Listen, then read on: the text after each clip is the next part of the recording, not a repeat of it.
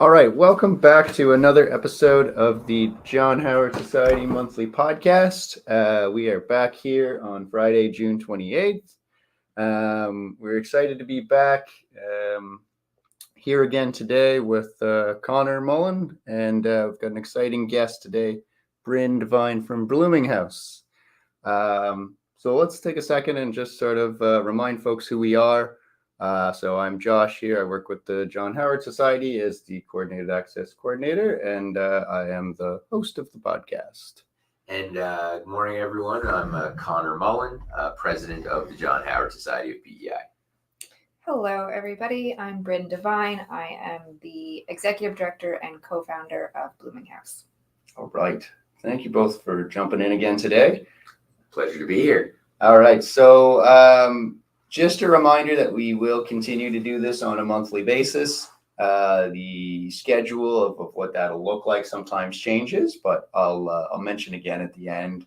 We're due to be back in 2 weeks on Friday, July 12th, again at 11 a.m. Eastern. So we're continuing to do this as a means to provide monthly updates about what's going on at John Howard, as well as a chance to spotlight another great organization such as Bloominghouse. All right, Conor, so I'll open it up to you for sort of the board perspective on anything that's going on here in June or us moving forward. So currently, Josh, the board of directors is on a little bit of a summer holiday. We won't be meeting again until September. We did have our last meeting earlier in June. A couple of things in the works right now. I don't want to get too much into it. They're very much in the preliminary stages, but I'll have a couple of, I think, exciting new programs to mention when we're here in the fall. Since you and I were last year, though, I did attend a meeting of the John Howard Society of Canada, of which PEI is a member organization. That was a great meeting. Got to hear a lot about what's going on across Canada. There's some really interesting stuff. Some of it pertains to PEI, though. So there's some really interesting research being done right now by a professor at the University of Moncton, looking at how John Howard Society services Indigenous clients across Canada.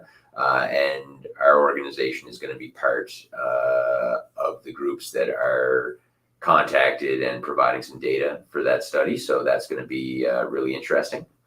A little bit later in August, we are also hosting here on PEI the executive directors from all John Howard Societies across Atlantic Canada.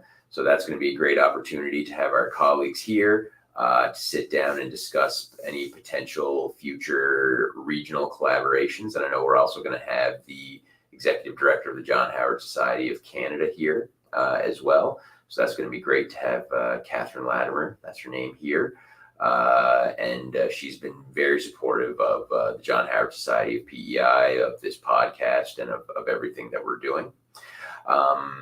Last time you and I were here, we talked a little bit about an upcoming program that we're launching, which is in collaboration with the Government of Canada, which is going to be a program designed to address homelessness in the veteran community.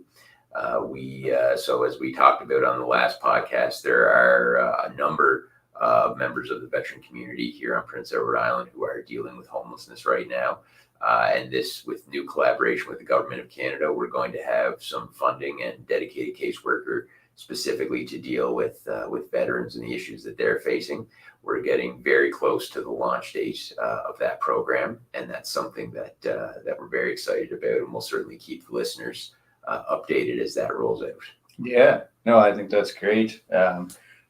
Just going to jump back for a second. I think that's pretty cool that we have the opportunity to host the executive directors from across Atlantic Canada here and sort of bring them to the island and showcase some of the things we've been up to. Absolutely, yeah. There's a lot of collaboration that happens in the region with the different John Howards across Atlantic Canada.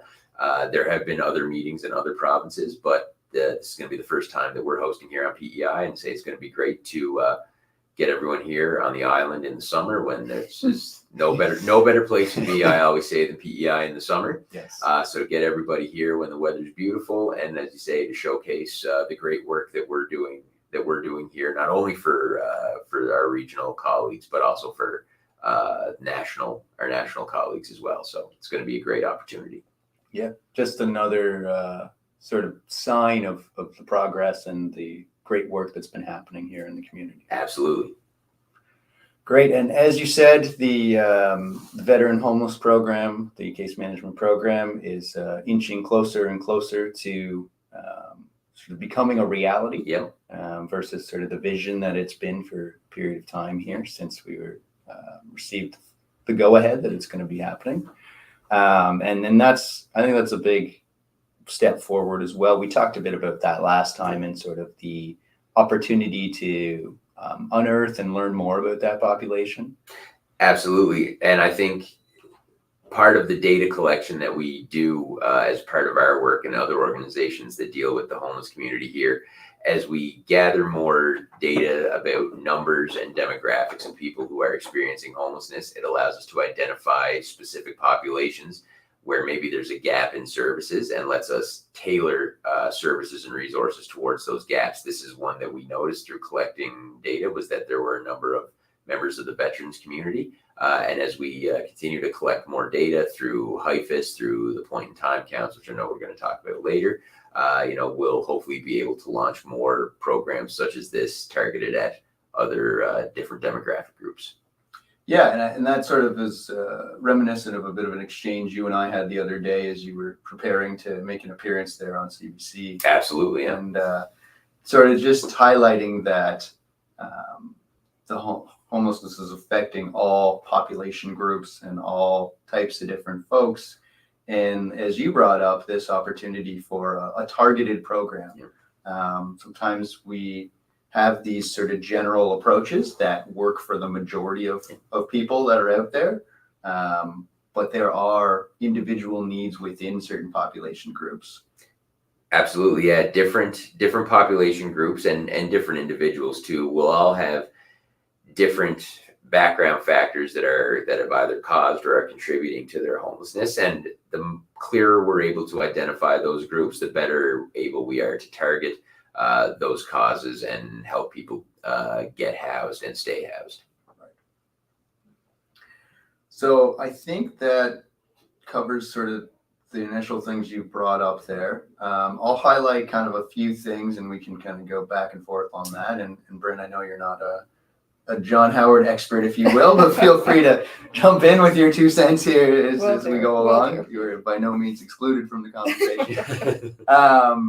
So we spoke last time about the tax program that was happening in partnership with the CRA and COC. And so that did happen again on June 18th. We had a little bit of an update on that. So there was 15 individuals supported as a part of that event, and 37 tax returns were completed. That's great. And so just another sign of the importance of that service and that opportunity for people. Absolutely. And like you and I talked about last time, people getting the opportunity to sit down with CRA accountants and CRA representatives and do these tax returns can be pretty life-changing sometimes. And sometimes people find out they're entitled to big sums of money that they may not have otherwise known about. So it really can have a dramatic impact on people's lives. And that's another great program that we're very proud of. Yeah. And then it does highlight, I know there's some data out there and some statistics around the number and percentage of Canadians that are not claiming what they're entitled to or are not receiving all the things they're entitled to. Yeah. And so if here on PEI, we can help lower that number and boost that income threshold for some of the individuals that are already, struggling day to day with their financial situation. And that's such a great opportunity. Absolutely.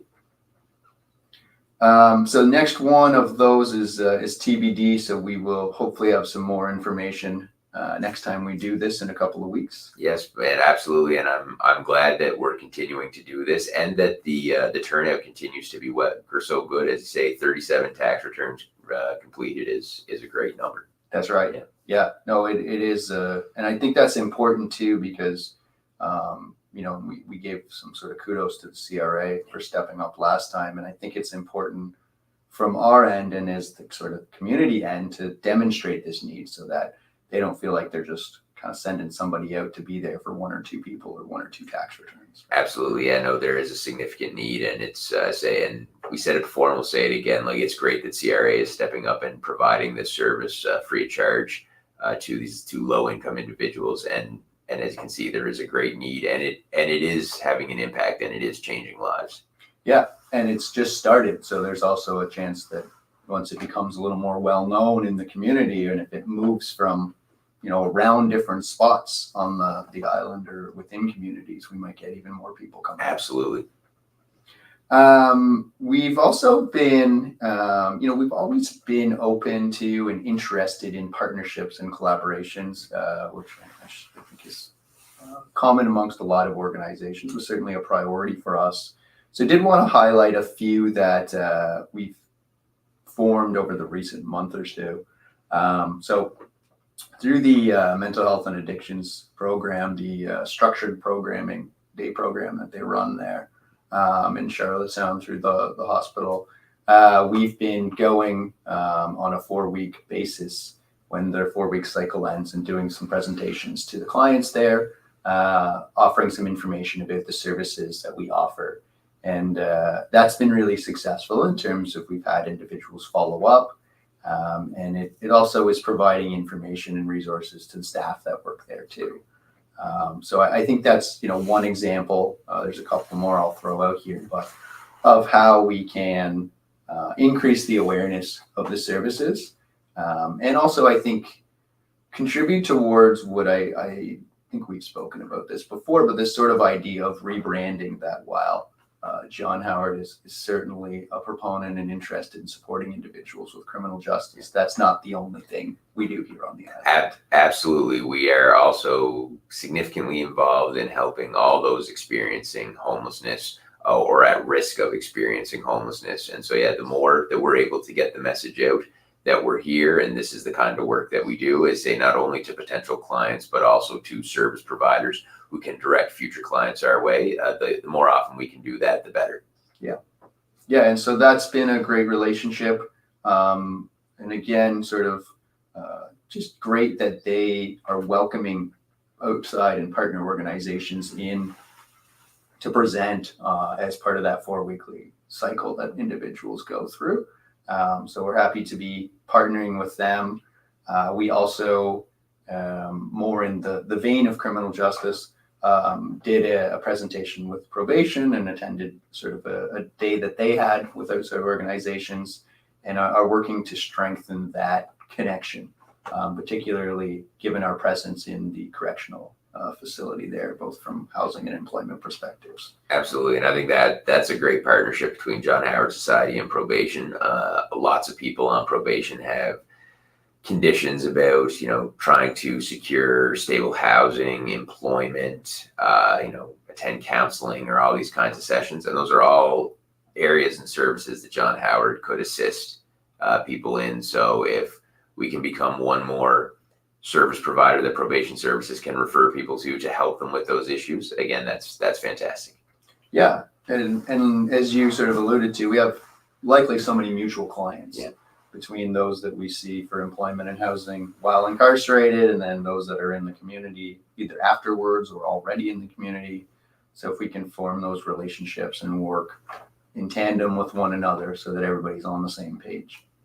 Absolutely. It helps. I'd just like to say, I applaud your effort to go and meet with people. I think the more you're able to insert yourself into others' environments and get your message out there during the monthly meetings at the hospital, you're removing a barrier to access for people. There is a lot of information. There are a lot of services out there, but it's very difficult sometimes to find them. So I think that's fantastic that you're going to people to provide services where they already are, to kind of eliminate that. What can be a pretty significant barrier to go out into community and find those things. So that's great. I agree. You're right. It really can be, especially that so many members of the populations we serve have a lot of limitations and difficulties, mental health, addictions, things that can just make that navigation process even harder. And it's difficult in the best of circumstances to find that information and services sometimes. So, I think part of what we believe at the John Howard Society is meeting people where they're at, whether that be kind of where they're physically at or where they're at in their lives and their journeys to recovery and rehabilitation and whatnot. So whatever we can do to make that process easier for people, we're happy to do. Yeah, agreed. Thank you for that. And yeah, I think that's a good point. Is you do have to be proactive about it. There are so many great resources out there that are unknown, just because it's hard to navigate. I mean, even as an individual working in the community, it can be hard to navigate all these resources and know who do we contact for what, and how do we get a hold of these folks, and am I eligible, am I not eligible? So the more we can make that process clearer for folks, the better off we'll be. Yeah. The last partnership that we'll touch on is with social programs. So we and them both sort of took the proactive approach here. We had one of the managers from accessibility and one of the managers from social assistance come in to one of our team meetings and present some information. And again, another opportunity to form that partnership. And we got some great information from them about how to best work collaboratively with the workers who are assigned to the many folks that we work with that are a part of social programs. I think that was one of the struggles we've been having, is how do we best make that connection happen, knowing that they have a lot of great information and sometimes have already been working with people for a period of time and have a bit of a plan in place. And so if we can become a part of that or help shape that, it makes a lot more sense than us starting from ground zero, and sort of the same on their end as well. So I know that went really well. And then yesterday they hosted an info session for a number of organizations, one of which was ours. And so we had a full allotment of our staff attend that as well. Excellent. As you say, right? Why reinvent the wheel? Yeah. And again, kind of back to that first conversation about money and access to finances and things, us taking the initiative to have a better understand of how that financial system works and how people become entitled for things can help us support and guide the individuals we work with to make sure they're getting everything that they can. Absolutely. And one other thing that I want to mention, Josh, kind of in terms of collaboration, would be I guess I'm going to call it partnership or collaboration with the Salvation Army in Summerside, who have very kindly offered to share office space with the John Howard Society in the Down East Mall. So we will have permanent office space up there now in Summerside. Expanding into Summerside was something that was very important to the board of directors. For many years, John Howard was pretty much relegated to the Charlottetown area, and we knew that need existed well outside of Charlottetown in all across the island. So we're going to now have permanent and dedicated office space in Summerside. We're expanding services into Kings County. So I'm very happy and thankful to the Salvation Army for allowing us to share their office space. And I hope that we'll continue to grow our presence across the island. For sure. No, I think that's a good point to mention that. It's nice to be partnered with a respected, well-established organization too, and sort of already have some traffic and flow and awareness from the community and the individuals that we would typically work with, already knowing where that is and coming in already for services. Yeah, absolutely. Yeah.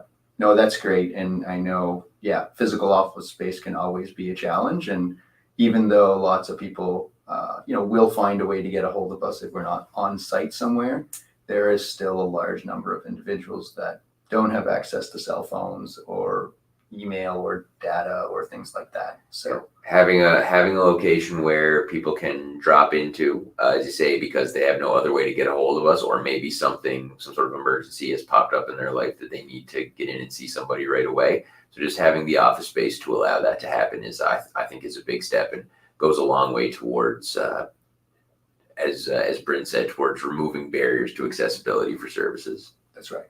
Yeah. Particularly in that community, Mm-hmm. and probably Kings County even more so as well, where that rural aspect starts to come into play, and people are experiencing homelessness in different ways. Yes, yeah, you're right. It can look very different in the rural context than it looks in the urban context, for sure. Yeah. Okay, I think we touched on pretty well all of the things we wanted to. We spoke about the distance learning for individuals who were incarcerated last time. I don't believe we have anything. No, Really touch that's back on that's still in the works. You know, we still have buy-in from the Provincial Correctional Center. We still have buy-in from post-secondary institutions. So Keith Hillier, our executive director, is diligently working on just getting everybody to the table and making sure that we're all working together to get that program started. So no updates on that yet. I believe there was a memorandum of understanding circulated, but we're still just waiting to kind of hear back and get some final details sorted out on that. So once we do have some more information, though, we'll certainly keep everybody updated, because that's something else that we're very anxious to get on the go. Yeah, for sure. Another opportunity to help folks move forward while they're, dealing with what they've had to deal with.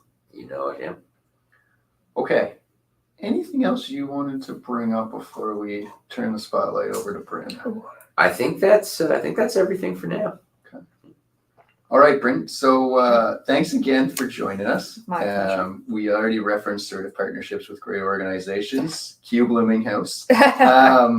Appreciate you coming here to speak a little bit about it. So let's sort of just open the floor up to, maybe chat a little bit about what Blooming House is, what kind of folks you support, and what that looks like. And then certainly we can go along the path of anything that's going on. I can definitely do that.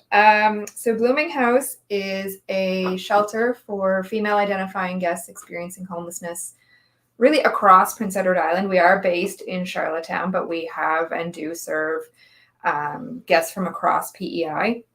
We are open 16 hours. So we open at 4 p.m. and we close at 8 a.m. In the morning. We are in our 5th year of operations now. I know it seems both that we have been around forever and that it was just yesterday that Liz and I were putting beds together at midnight the night before we opened. So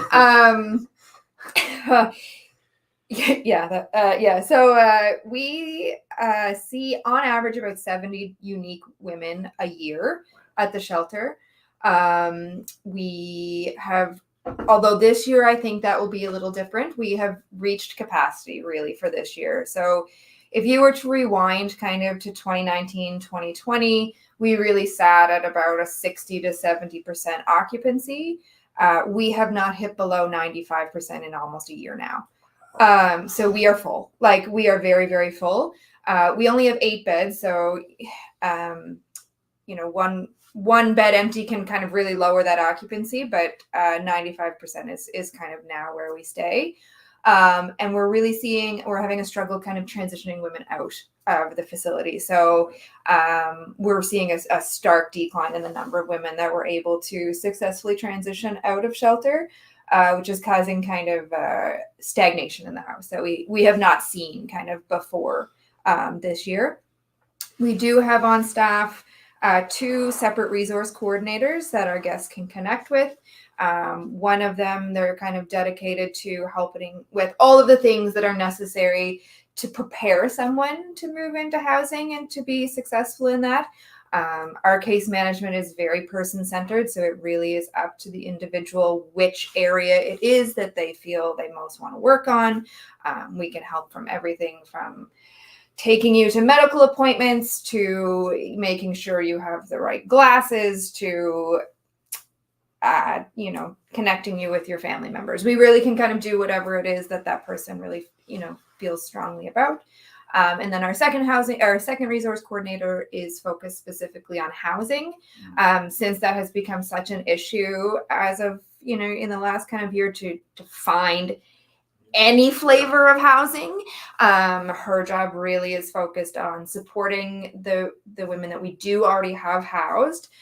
So we stay connected with women after they transition out of shelter, but also to really engage in landlords in the city and in the province and start that conversation early so that people understand that We remain connected to our guest once they transition into housing, and that we can be a primary support for both the resident and the landlord. In shelter, we provide all kinds of different things. So we provide transportation to and from the shelter. You can come at 4 p.m. or 8 p.m. We provide taxi services, and then we provide taxi services in the morning out of shelter. Oh. We provide dinner. So we do house supper 2 nights a week where staff cook a whole family type meal and we sit down. The other nights guests are kind of on their own, but there's lots of food for them to have access to. We do breakfast in the morning. There's laundry facilities for people to use. There is daily storage, short-term storage, long-term storage options available on site. We have an entire basement full of hygiene supplies and clothing, and if you do get housing, we can help outfit it, and we do all those kinds of things are also available to guests. We like to try and do some fun things in the summer. Now that the weather is nice, we like to do some barbecues. We have a fire pit out back. We concentrate a lot on relationship building. That is paramount to everything we do in shelter. And so those little activities like the family suppers, like the resource coordinators going to appointments, like the barbecues, are all really based in relationship building, because we really do feel like that is how we've been able to be so successful when we do get the chance to transition women out of the shelter, is they've developed those core relationships, and we're able to be kind of that primary support afterwards. So I feel like I took you on a very winding path of what Blooming House does. Yeah. You can feel free to challenge any of those things that I've said and ask further questions, but I think that kind of covers what it is we do. I think so important what you said there, Brynn, about, this idea that once we get clients housed, it's not just, okay, you're housed, and then we step back, that, you and we at the John Howard Society, when we get people housed, we're still there providing those wraparound supports, because just getting someone in housing is the first step of the battle, and it's a significant step, but there's a lot of things that go on. I know we see at the John Howard a lot that, a lot of our clients still need a lot of support. Maybe they may never have been a tenant before, and so they need to learn how to do things like budget to pay their rent and all that kind of stuff, right? And so, to help provide people with those life skills, it's not only a benefit to the clients, but as you say, when we want to engage landlords, which we have to do if we're going to find housing, it's a little bit of maybe a comfort to the landlords to know that it's like, hey, we'll be there, and we can assist with any issues that may arise, right? So it's such an important piece of the puzzle. Yeah, and it's a real comfort to guests too, because once you've been in shelter a long time, that becomes your community, and change is hard for everybody, no matter what the change is. Even if it's a really great change, to go and now live on your own is scary. And this could potentially be the first time some of these guests have had their own place of any kind. So sometimes it really is just that person they can call when things go sideways, or when things are going well. You have someone that will pick up or take you to appointments, or make sure you get your groceries from food bank, or whatever those seemingly minor issues. You have someone who's able to kind of walk you through those processes. For sure. So yeah, that's a really important piece of what we do, and we've seen a huge success in doing that. We have seen that for those people that disengage, because it's always optional, you do not have to stay engaged with us after you find housing. 75% of people that disengage lose their housing. Wow. But if you stay, kind of with engaged, over 80% of the people we work with do get housing and keep it. Wow. So we have been quite successful in that, maintaining that relationship and getting people kind of into housing and keeping them there, which is something we're really, really proud of. Yeah, that's fantastic. Yeah. Yeah, and I think as you sort of described, there's this sense of community, and you start to build in a bit of a social network for folks. Yeah. And having that point person, as you described, a number of us maybe sort of take for granted in some ways. We have significant other, a family member, a friend, someone we can reach out to either bounce things off of or when we need help. And as you've kind of described, for some of these folks, like it's not an option. They don't have anyone. Yeah. So to be able to be that for them, Yeah. is such a huge asset. Yeah, positive social networks are such a hugely important part of success. Yeah, and as you said, like you'll have not only a potentially dedicated worker that you can reach out to, but you may have connected with some of the folks at the house while you've been there. Yeah. And so they may be able to maintain some of those relationships. Yeah. And we don't impose a length of program on our guests. So we do, I mean, the goal is to kind of wean people off, but we just did actually a public awareness campaign on Blooming House. It was, I don't know if either of you saw it, but it was all over the place. So we had bus ads and we had Guardian ads and CBC ads. It was all over Facebook. But in it, we highlighted 2 of our past guests and their successes. And one of them, she hasn't stayed with us in years. She's been housed for a number of years now, but we still connect with her. Like, you know, Tavy will take her a cake on her birthday, or we will go out to lunch, or every once in a while we do kind of like touch base and connect. And I think that is so special what our staff have been able to do to form meaningful and lasting relationships with these people. I think speaks really to the quality of the staff we've been able to, to be so fortunate to have work for us, but also just the time and effort and energy they put into that aspect. It's just that's one of the things we are most proud of, and we really like to highlight. Yeah, it sounds like you've done a good job of navigating that sort of, we're here if you need us, but if you don't need us, that's okay too. Yeah. Which I think is kind of the tricky balance to find sometimes. Yeah, it is. I liken it a lot to, we kind of think of the shelter as like, it's like when you're living at home before, maybe you're in high school and you're living at home. So your parents really kind of take care of most things for you. And you don't really understand that they're taking care of a lot of things for you because that's what parents do. Yeah. And then, we can kind of get you like into like a dormitory style life where like we still check in all the time and we make sure, and eventually we want you to get like your own apartment in university that, you might not necessarily do it to your parents' standards, but like it's your own and you make it your own and you stop calling us kind of as much. So that's kind of how we always envision this path, is we always liken it to that.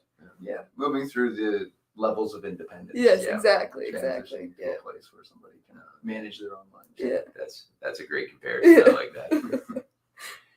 Yeah, so I think it's interesting too what you sort of highlighted about this piece around the stagnant piece of people getting kind of stuck. And I know we see that across sort of the community right now is this challenge.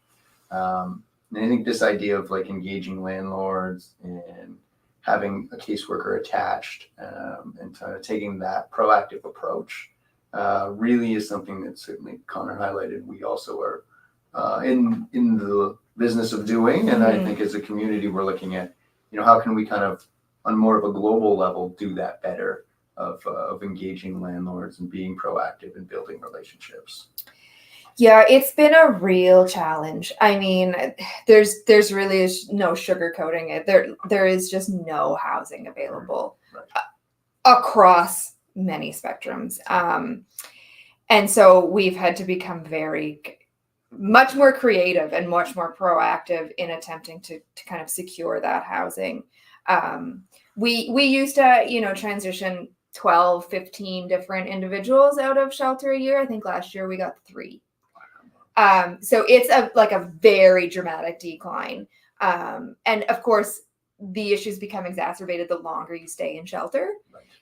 We do our best to make shelter a nice place to be, but at the end of the day, it is a homeless shelter. It's meant to be temporary. It's meant to be temporary. That is what we are. That is our mandate. It is an emergency shelter. You cannot stay past 8 a.m. It is not a home. It is a shelter. Even though we provide all those other things to attempt to make it comfortable, that's not what it's designed to be. And so, we're really seeing some serious issues in getting people moved past shelter, because there's just nothing And do, appropriate there. and do you think that that's attributable like just to the lack of housing, or do you think there are other issues maybe that are behind that? I think there are a lot of things at play. I mean, these are like large systemic issues at this point. I think if we had a wide supply of housing, then we could maybe address some of those issues and those, areas of people's lives that they're having struggles with might just holistically get better if they were housed and things wouldn't like keep on the decline.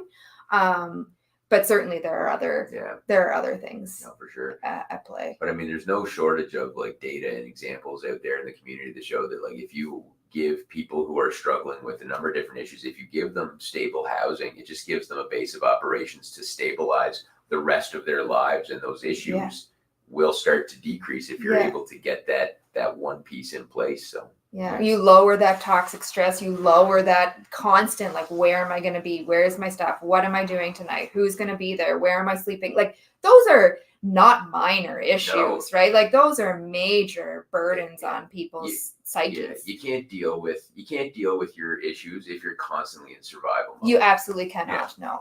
Yeah, it's a great way of putting it. And you see that a lot. When people start to feel safe and comfortable in a space of their own, then everything else starts to come down a bit. Yeah. So we've talked a bit about sort of what Blooming House does, kind of where things are at. Anything kind of in the works in terms of events, projects, expansion, things that you're sort of thinking of or that you want to share with us here? So yes is the question, is the answer, I suppose. I probably am not allowed to go too deep into the expansion part yet because we really are still kind of in beginning stages.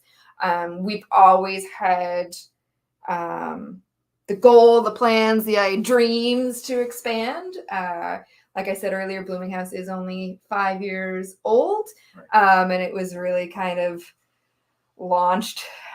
Liz, my co-founder, and I kind of like drug it into existence, and took the last 5 years really to stabilize it. And we feel like we're in a really good, stable spot with the shelter now. But as we have all kind of mentioned and know anyway, the next stage housing needs to be put in place. So that is on our radar, but there is no, unfortunately, anything imminent. Events, we have a large fundraising event in October. It's called Ride for Refuge. It's on a Saturday, the first Saturday, October 5th. It's like a family-friendly walk, bike, run, get out, kind of move around. It's our only big fundraiser that we put on ourselves each year. So this is our third attempt and our second. Hopefully, we got knocked out by Fiona year one. It hit like 4 days before we were supposed to go. So yeah, ouch is appropriate. We ran an actual successful event last year, so that was awesome. And then we're gonna do it again this year. So we are always looking for teams and sponsors and people to come out and kind of make it a big day. That's in October. And what was the other thing? Where does that take place? That takes place at Brackley Commons. Oh, nice. So you can get all the information like on our Facebook and on our website, and it's all over there. Bethany will be plugging it left, right, and center. But yeah, it should be a great day. We have a couple of different things lined up for this year. So it was officially kicked off at the start of the month, and Bethany will be working hard over the next little bit to pull all the pieces together, and hopefully, I hope she's listening because she told me she was going to, and now I'm going to make it painful for her too. Last year, she had the flu the day of the event, and Liz and I were not prepared to take her place. So there was a lot of last-minute scrambling that we did not want her to know about, as we tried to like piece the event together as not the leaders of the event. So hopefully she stays well this year. So we've got no hurricanes, no illness. No, right. So hopefully, like third time's a charm, right? Like this time we'll just go off without a hitch. So yes, that's in October. Yeah, that's awesome. I've making a note of that, like you said, and as you shared, it'll be all over your social media and stuff like that. But I made a note so we can put that out to the team and That'd be great. see Yeah. if anyone amongst the crew wants to participate Yeah, and jump we in. would love that. For Yeah, sure, fun. absolutely. Yeah, so I'll just circle back for a second that you sort of highlighted next stage transitional housing as being on your wish list. Not to put you on the spot with that aspect, but I think that's interesting because we're seeing that as a bit of a trend. I know Lifehouse in Summerside has moved towards that. Nikki at Chief Mary Bernard spoke about that being in the works there as well. So I think we're seeing a bit of that of, you've got the relationship with the individuals in shelter, well-established rapport, and then if they can move to something from there, we've got that next step already there and that relationship in place. Yeah, and I think that continuity is so important. Nobody likes to retell their story. Nobody likes to try and form new relationships all the time, especially like these are very vulnerable relationships. Right. And so I think kind of the longer you can keep people moving with the same, as much stability as possible, I think is your higher chance of success. And it's a logical next step for us. We've said many times that, and everybody likes to tell me this as well, that emergency shelter is just a Band-Aid solution. Sure. And my response has always been like, yes, but a Band-Aid is also a necessary medical tool. Like we all use Band-Aids and we all have Band-Aids, and there's lots of times you just need a Band-Aid. Sure. And so we will continue to provide that, but there's lots of times that you're like continuing to bleed through the Band-Aid, and we really need to give some more care after that. We cannot just keep putting more bandages on top of it. But things can get a lot worse a lot quicker without that Band-Aid. Exactly. Like, right. How many times have we, you need Band-Aids. Yeah. You have some right there, in fact. And so I think kind of that next step is just so key, and it is the biggest gap we see in the services available, specifically on PEI. I think there's amazing work being done by many organizations to do all of the other pieces, the case working, the addictions treatment, the mental health, the justice piece, the education piece, the employment piece, like all of those other things. You need a place to live at the end of the day. All those things are amazing and wonderful, but you still need a place to go day in, day out. And so, I think that's probably just our next logical step and where we would love to be. Yeah, in that model of having transitional housing or supportive housing, sort of whatever you want to term it out, depending on how you're going to define what that looks like. But that idea of having that staff-supported experience to prepare people to then move to something where they are completely independent, it makes sense as a bit of a bridge for not necessarily everybody, but for a number of folks. Yeah. That, as you sort of alluded to earlier, to go into that environment after leaving shelter, that's a extreme change and an extreme jump. So having something in between to sort of ease that process, it makes a lot of sense. Yeah. I mean, going to independent housing is an extreme jump for everybody. Sure. Right? And so then you add on some adverse childhood experiences, some significant trauma, some addictions issues, some mental health issues. It is now too big of a leap. Sure. It is now almost impossible.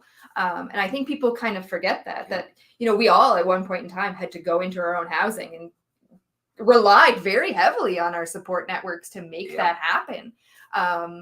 And I'll speak for myself. I was fortunate that I didn't have all of those extra pieces at play, and I still had to call my mom all the time, or somebody to come and help me be like, where do I get my phone hooked up, or whatever that first thing is, or that thing is that you have to do for the first time. Yeah, the sink's leaking. How do I fix it? Yeah. Right. Yeah, exactly. Yeah, all those life experiences and sort of life skills that you talked about earlier, that if you've not been taught them or not been through them, you don't know. No, you just don't know. Yeah.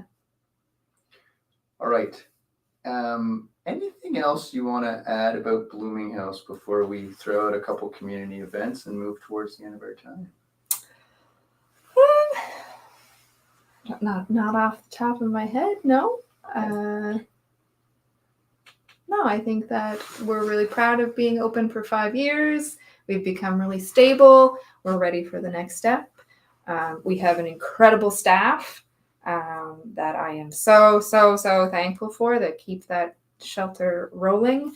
I certainly cannot take credit for the majority of that work. And so we like to thank them whenever possible. So we're so appreciative of our staff. Where can people find out more about Blooming House on like the internet or social media? That's easy. So we have a website, bloominghouse.ca. We actually just had it all redone start of this year. We launched it on our birthday. So that has all kinds of stuff on there. That has our campaign that we just ran. So you can see all of those stories on there. It'll have the Ride for Refuge event on there. And then also we're on Instagram and Facebook and probably LinkedIn. Again, should have asked Bethany. LinkedIn. I think she dabbled in TikTok for a while, but I don't know. I'm too old for TikTok. So she might have done that. Awesome. Yep. Thank you for that. Okay, so a few sort of community events to touch on. We did have the Kings County workshop that we spoke about on the podcast last time. Connor, we were both there, and we actually had Stacy from Stacy made it. Great. Bloom House was a last minute addition. Awesome. So we were fortunate to have both organizations with 3 different people representing. So I'll feel free to sort of chime in with what you took away from that, but overall I think it was a great success. I thought it was too. It was really well attended. It was nice to see such a wide array of organizations there involved in the issue. And one thing I really liked that I heard, there was one guy there who was not really affiliated with any organization. He was just kind of a community member, described himself as like a semi-retired potato farmer. And he was just there because somebody had mentioned it to him and he wanted to learn more about the issue and find out kind of what he could do. And I thought that was great. And that's what we need more of to help to address homelessness. So I really like seeing that. Yeah, no, it was neat to have people from sort of all different organizations and backgrounds, all of which had an interest in seeing Kings County, move forward to a better spot. I think that's so important that you had somebody there. I think it's interesting that Liz and I were those people, like not that long ago. I have a background in engineering. Liz has a background in journalism, but for all intents and purposes, we have absolutely no reason to start a homeless shelter or no business doing that either. We really had no idea what we were doing. But if you are somebody in your community who strongly believes that there is a solution out there that you can help provide, you don't necessarily already have to have an organization, and maybe you can become the organization. I don't think it's necessary to always be looking to somebody else. It's not always the government's problem. That if you want to solve it, or at least play a part in that solution, that taking an interest and putting that out there can often lead to what is now, an established organization that does things. So I think it's so important that the community take initiative. I think you can tailor it towards your community. I think you know best what your community needs a lot of the time. And organizations are stretched thin. Yeah. It's really difficult to grow an organization. And so I think that's great that you had somebody there that kind of took it upon themselves to learn more about the issue. Yeah, no, you're right. We were fortunate that either informal or formal, we had a lot of passionate folks around Kings County that really, they want to see change and they want to make sure that they are, they're getting their needs met and they're being heard. And so I think this was a good way of providing them a platform that we can say, hey. And that is what will make it successful. And an opportunity to network, right, for those people that are there and wanting to kind of start something or in the ground, like the early stages of starting something, to talk to these more established organizations and learn how you get that off the ground, how you get funding, how you do this and that, right? That networking is a hugely important part too. Yeah, and there was one committee started by Norma Dingwell at the Southern Kings Food Bank there, in combination with Haley Zavo from Meals on Wheels. So they've got like a Kings County initiative that they've been working on and are expanding. And then as well, there was interest to put together a steering committee with some of the organizations that attended afterwards. So I think one might grow and one might become existent, which Yeah. would both be great steps to see. Yeah, that'd be great. But community backing is one of the hardest pieces to get. And so if it's a community-led initiative, then that takes care of like one of the biggest and most challenging pieces of the puzzle. I think I can't understate how much I believe in that kind of grassroots community-led initiative. Yeah. And that's what we recognized is we wanted to give them a platform to come and speak at the event and let everybody know what they're up to and say, if you want to be a part of this, this is how. Yeah. Right? Yeah. The other big thing approaching, and we'll get into it more on a later date because we have time, is the point in time count in October. So we'll touch more about that in future episodes, but just to put that on people's radar, we'll be doing some information and training sessions and spreading the word about what that looks like. We'll make sure that there's some information on the John Howard website about that as we inch closer here as well. Absolutely. And, I think we should mention this is the first time that this point in time count is going to include Kings County. Yes. And that just gets again to the importance of, having the most accurate data we can on not just numbers, but demographics and things of that of the people experiencing homelessness. So that's a really big step. It is. It's huge. It's very important for them. Another sort of means of recognizing that they are part of the province and that region is just as important as the other two. Absolutely. Okay. I think we've done a good job of kind of covering, some updates, some community information, learning about Blooming House. Anything either of you wanted to share before we wrap up for today? No, other than thank you for having me. I love talking about Blooming House. I will come back and do that anytime. Just as always, check us out on Facebook, John Howard Society PEI, like our Facebook page, and like and subscribe to the YouTube channel. That's right. Yeah, thanks for putting that out there, Connor. We can be found on the YouTube channel, John Howard Society of PEI. You can find this episode as well as past ones and future ones. Thanks again to both of you for coming in and spending some time. And thanks to everyone out there for listening. Our next episode will be Friday,